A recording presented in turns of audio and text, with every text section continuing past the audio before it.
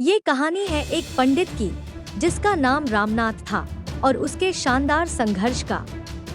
रामनाथ गांव के मुखिया पंडित थे जो अपने ज्ञान और नेतृत्व के लिए फेमस थे। एक दिन रामनाथ को एक जबरदस्त अनुभव हुआ।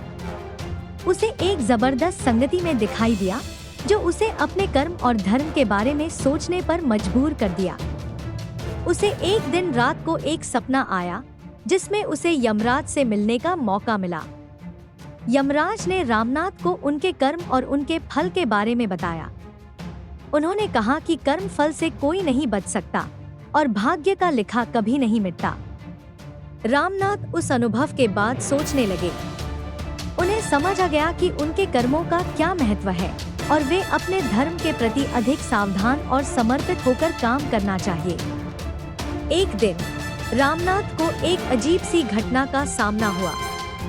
उसे एक यमदूत मिला जो उसे धार्मिक रूप से जागरूक करने आया था। यमदूत ने रामनाथ को धर्म और न्याय के महत्व के बारे में बताया और उसे अपने कर्मों के लिए जिम्मेदार होने की सलाह दी।